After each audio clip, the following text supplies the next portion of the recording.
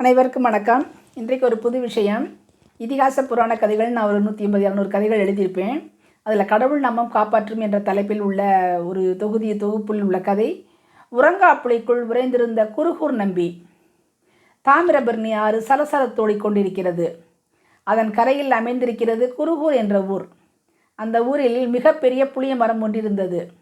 மிக நீண்ட அடர்ந்த கிளைகள், நல்ல சாட்டை சாட்டையாய் புளியம்பழங்கள் நிரம்பி எழுந்தன. அதன் ஒருபுற வேரும் கிளைகளும் நீரை துளாவி கொண்டிருந்தன. அந்த மாபெரும் புளிய மரத்தில் பல்வேறு பறவைகளும் கானம் பாடிக்கொண்டிருந்தன. இரவில் கூட அம்மரத்தின் இலைகள் சலசலத்து கொண்டிருக்கும். எனவே அதை ஊரார் உறங்கா புளி என அழைத்தார்கள்.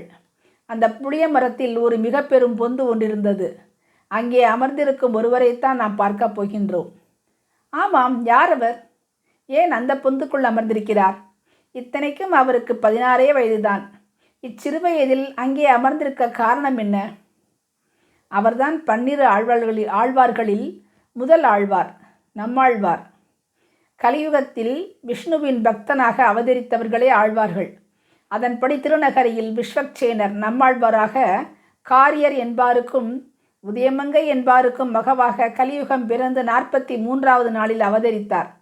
அவருக்கு பெற்றோர் இட்ட பெயர் பாராங்குசம். மிக அழகான செக்கச்சிவந்த கைகள், சின்னஞ்சிறு கால்கள், பொம்மையை போன்று பொலிந்த உடல், இறையம்சமாக பிறந்ததால் ஏற்பட்ட தேஜஸ். மயங்கி போய் நின்றார்கள் பெற்றவர்கள். திருக்குருகூர் நம்பியின் கோயிலில் இருந்த புளிய மரத்தடியில் தங்கத்தொட்டில் கட்டி பிள்ளையை போட்டார்கள். அந்த தங்கத்தொட்டில் அழகா, இல்லை தங்க விக்கிரகம் போல் பொலிந்த பிள்ளை அழகா என வியந்து நின்றார்கள் ஊரார்கள். ஐயகோ, இதென்ன கொடுமை! பிறந்த பிள்ளையிடம் அசைவேதும் இல்லையே, அது பேசுவதும் இல்லை, பால் குடிப்பதும் இல்லையே, அழுவது கூட இல்லை. என்ன செய்வோம் என திருக்குறுங்குடி நம்பியிடம் பெற்றவர்கள், நம்பியே, உன்னையே நம்பினோமே, எங்கள் நம்பிக்கையை அழித்து விட்டாயே. நீ ஏன் எங்கள் குழந்தை இயற்கைக்கு மாறாக இருக்கும்படி படைத்தாய் என அழுது தொழுது அரற்றி கடந்தார்கள். மாறாமல் அசைவில்லாமல் கிடக்கும் இவனை மாறன் எனலாமா?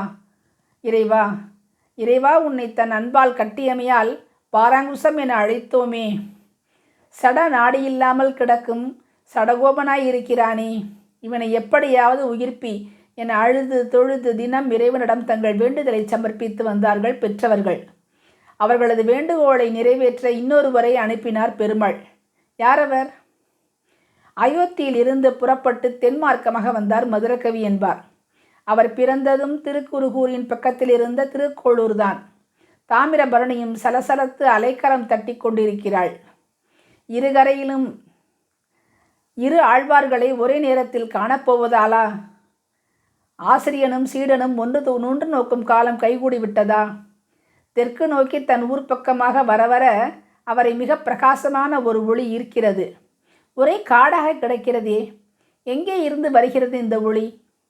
தன்னை ஈர்க்கும் காரணம் புரியாமல் அத்திக்கே நோக்கி நடக்கிறார். இவருடைய ஞானாசிரியர் இருக்கும் இடம் அது என தெரியாமல் அந்த புளிய மரத்தடியை வந்தடைகிறார். அங்கே ஒரு பெரிய பொந்து காட்சி அளிக்கிறது. அதிலிருந்து தான் மிக பெரும் வெளிச்சம் வருகிறது.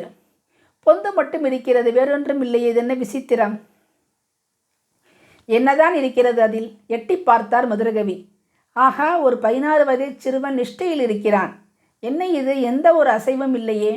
ஒரு சிறு கல்லை விட்டெறிகிறார். அப்போதும் பெரிதாக அசைவேதும் இல்லை, பதிலும் இல்லை. நல்ல வேளை, மூச்சு விடுகிறான். உயிரோடு தான் இருக்கிறான். லேசாக கண் திறந்து பார்க்கிறானோ? ரொம்ப மண்டைக்கணம் பிடித்தவனாக இருப்பானோ? ஏன் இந்த அபாயமான பொந்துக்குள் அமர்ந்துள்ளான்? அவனை கண்டால் ஏன் தனக்கு மிகவும் பிடிக்கிறது என நினைத்தார் மதுரகவி. அவனிடம் கேள்வி ஏதும் கேட்கலாமா? மௌனச்சாமியார் மாதிரி அமர்ந்திருக்கிறானே, யார் இந்த ஆளு? ஊர்க்காரர் ஒருவரிடம் வினவுகிறார். அவர் பேரும் மாறன். ஊர்க்காரர் சொல்கிறார், என்ன செய்கிறார் இங்கே? அது தெரியலிங்க. அவர் பிறந்ததுலேருந்து 16 வருஷமாக இங்கே தான் இருக்கிறாரு. பிறந்ததுலேருந்து பேச்சும் இல்லை, சாப்பாடும் இல்லை, அசைவும் இல்லை. இந்த பொந்துக்குள்ளே தான் உட்காந்துக்கிட்டு இருக்காரு. இவர் அப்பா அம்மா இவர் பிறந்தது இங்கே தங்கத்தொட்டில் கட்டி போட்டு இவர் அதில் போட்டு ஆட்டினாங்க.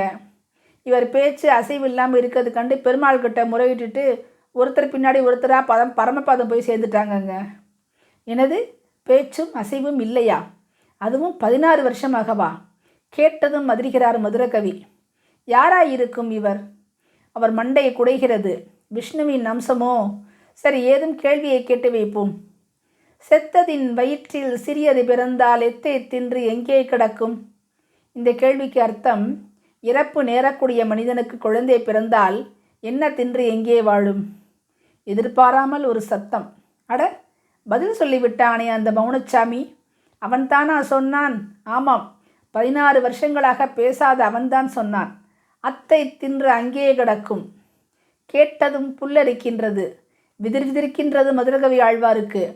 அந்த மௌனச்சாமி சொல்லியதன் அர்த்தம் இதுதான். அக்குழந்தை தான் வாழும் காலம் வரை உள்ள கர்மாவை அனுபவித்து அங்கேதான் கிடக்கும்.